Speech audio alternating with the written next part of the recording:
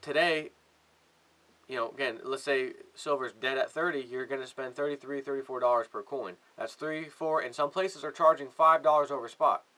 So $3, $4, $5 over spot, I only paid $2.25. And what happens when silver is $50 an ounce, which is going to be here soon? That $3, $4, $5 premium now becomes $5, $6, $7, $8 premium on top of that silver coin because it's a silver eagle. So if you're at $30 and you buy it and spend the $5 over spot price, okay, fine, it costs you $5 per coin more than just a normal regular 1 ounce coin. Actually, if it's $5, in other words, if you buy 1 ounce regular Joe Blow whatever coin, you're going to pay about $1 over spot. So if it's $30, you're going to spend $31 per coin. If you buy the Eagles, I'm just throwing this number out there. You could probably find it cheaper, but let's say for math, easy math, $35 an ounce. Well, that's only $4 difference from the 1 ounce coin of just regular no name brand whatever. Just got a picture of an Indian head or a buffalo or whatever. So there's $4 difference per coin. Every coin you buy, you're spending $4 more. But when silver hits $50, that 1 ounce regular coin that was $1 premium before might be a $2 premium now. Your silver eagle, American silver eagle, is going to turn into, $58, $59, maybe $60 an ounce just because it's an American eagle, silver eagle. So that's why I like getting the eagles right now. At the same time, if the mint runs out of eagles, because that's all they really sell as far as silver goes, that is where all their silver goes into, is making those damn eagles. If the mint comes out with the story, oh, the mint's going to be shut down next Monday, and we're halting orders on silver eagles for the rest of the remainder of the month, and blah, blah, blah, you hear some nonsense. All these people who advise, like myself, to get silver eagles, we're going to clean out the mint. Even if we can't clean out the rest of the silver supply, which would definitely crash JP Morgan, the news of, hey, the mint said they can't make any more eagles right now. What year are we in? 2011. Oh my God, now the new 2011 eagle is going to be worth a lot more money. It's going to be the year that the Fed couldn't produce them. There's always something like that happens. Then all of a sudden, well, why are they out? They're out of silver. The Fed, the U.S. Mint's out of silver. Oh my God. Then it goes from there. What else? Oh, you got bars. You got regular coins. Where do I get those? Then you start to see a slight panic, and then a slight panic becomes a big panic. And that's when we're sitting back like this with our silver and our safes bolted to the ground, saying, life's good. Life's good. While everyone else who tries to pretend that life's good right now, and really it sucks, life's good, I'm waking up today and everything's good, I'm going to have a good day, only to get punched in the face with reality. No, you're not. Sorry about your luck. You're not having a good day. Your mortgage is due. Your electric bill just went up. Gas prices are almost $3 again. Etc., etc. Oh, and Lindsey Williams, by the way, said it's going to $4 and $5 a gallon in just a few months, 6, 8 months when he said it. So we're about 5, 6 months away from that. And you drive one of those big rigs, those big 4-wheel drive trucks with the big super swamper tires on the streets. Yeah, listen, I don't want to rain doom on your nice little pickup truck and your big super swamper tires and your big diesel turbo, but gas is going to $4 and $5 a gallon. Sell that turd and get a regular vehicle, for God's sakes. Get a bicycle, 2 extra tires, 2 extra inner tubes. Why? Because gas is going to go to the moon. However, if you had 500 ounces of silver, let's say you bought it when prices were $20 an ounce. That's $10,000. You got 500 ounces for $10,000, and it's going to soon become hundreds of thousands of dollars. That if it goes to 500, you're looking at $250,000. Even at $30 today. And everyone says, "Oh man, I wish I would have known you. I would have listened. I would have listened if you would have told me back in 2009 when it was $10 an ounce. I would have listened. You would have listened now, because you're finally waking up now and in recent times. For most people, I'm talking about. So a lot of my subscribers right now say, yeah, man, silver's $30 a piece, man. I wish it was back to 18 or even 20, man. I wouldn't mind that. But 30 is just too much. Did you hear what I said? It's going to come down to that 16, 20 to whatever, 20 to 1 ratio first. That's going to happen soon. Well, not necessarily first, but that's going to happen while the prices skyrocket. So $100 an ounce silver is not very far away. taking the U.S. dollar collapsing, and it goes to God knows where. Because when we're saying $600, $500, $600 an ounce silver, doesn't necessarily mean that in Canada or some other country's currency, aside from the U.S. dollar, in other words, they're only $100, $150, $200 an ounce. The U.S. dollar, because it's a turd, it is a turd and is going to be flushed down the toilet soon, may cost you $400, $500, $600 for that same piece of silver. So the old mighty strong dollar is nonsense. It always was. It was an illusion. And like all illusions, they finally come out at the end. Oh, it was an illusion. It wasn't real. No, magic is fake. You didn't know that? Just like the illusion of our lives and our economy and everything else, it's fake. And now that you're waking up, everyone's waking up. Huh. Wow. I didn't know that. Oh, that's interesting. Oh, I didn't know the Federal Reserve was private. Huh. Yeah. And you're starting to wake people up. They're still bozos, but at least they're waking up now. And it's the ones that really don't believe any of this, and their friends are really going to start, start talking about stuff. And, what'd you say? This one guy emails me I was friends with a while ago. Been telling me to buy silver for a long time. Now you're saying to buy silver too, huh? Well, now their good friend told them. So now their gears are turning in their head. Yeah, I better get some silver. Maybe that was a good idea. But they're not going to email me. Hey, listen, I'm sorry for telling you to quit emailing me a while back.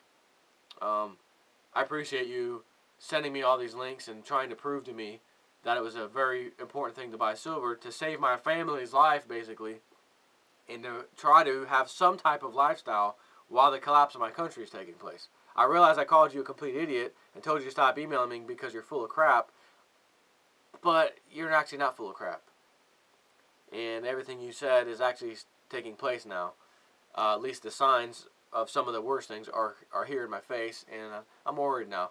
How is silver still $10 an ounce? No, it's 30 now.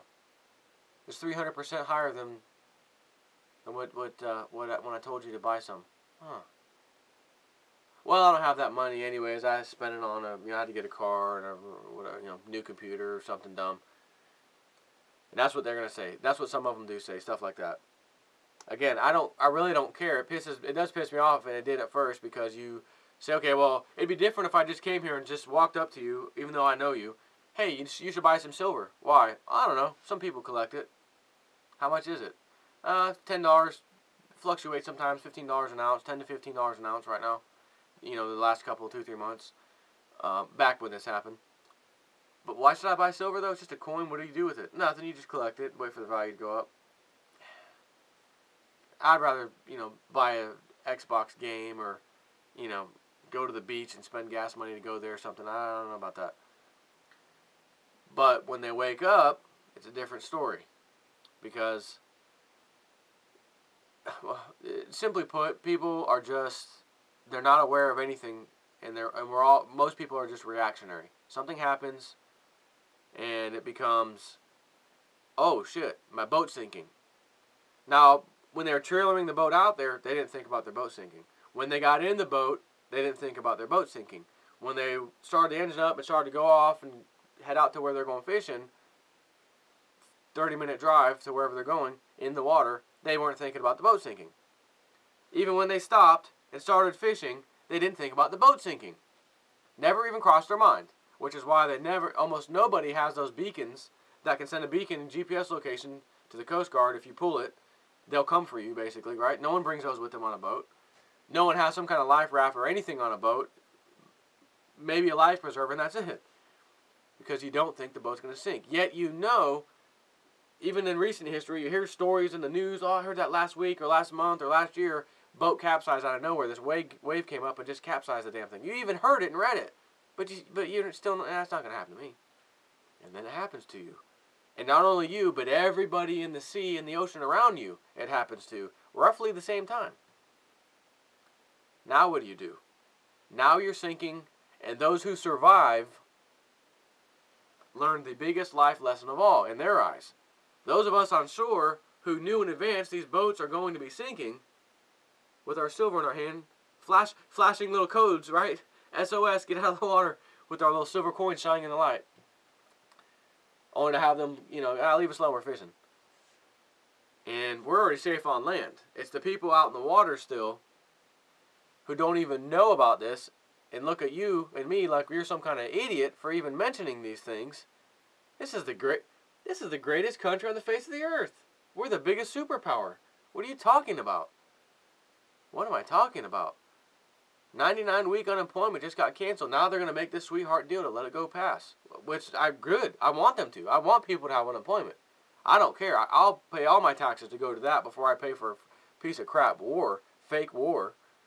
You know, speaking of war, I read a thing today about, you know, here's some news you don't see in any mainstream media source. You never see this number, and this is a publicly available number, by the way. You don't even have to compute this. And they said, returning troops from the battlefields, recent times, it was over 300 something, either this year or last year. Broke record. Every year it's like breaking records of suicides. Come back home, suicides. They're only tallying active duty who came back but are still active duty coming back.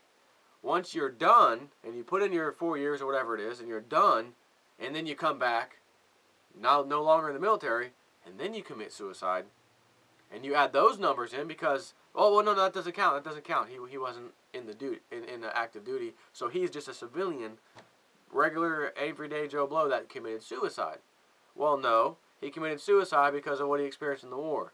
Everything your recruiters and everyone told him, it was nothing like. All these cool commercials, you got the little satellite in space, and there's a comet coming, and sure, there's going to be a collision, and 10-4, let's fire up the rocket booster on the satellite. Ah, mission averted, catastrophe averted, sir. You know, join us, Navy. What? Do you think anybody's doing that? No, you're a bozo at the bottom of the food chain. Go over there and press this button and shoot a rocket off. Go over there and fly this jet and knock out this target. You don't even know what the target is. You don't even know if there's real people, real enemies in there. You're just doing it and being told that there is, so you do it. Only to find out that time after time, it's civilians, and more civilians. So now WikiLeaks come out to expose that. WikiLeaks should be shut down. He should be killed. He should be hanged. Why? Because he's putting innocent lives in danger of intelligence assets. Well, what names? Well, he could. Right, but he's released several things. What names have come out now that have put someone's life in jeopardy? Some special agent, 007. Where is he? Well, he hasn't released that. Then what the hell are you talking about?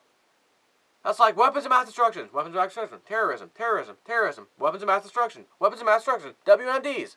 Well, damn, I guess we better go after him, and I'd hate for him to get some WMDs. They said we already got him. CIA intelligence says he's got him. Well, shoot, would we go after him? God, yeah, I mean, so what would you do? If he don't, and he attacks us, even though he's not saying he's going to attack us, if he does, man, I don't want that to be on my shoulders. Go ahead and attack him. Get rid of Saddam. Just make sure we get those WMDs, though, first. Oh, okay.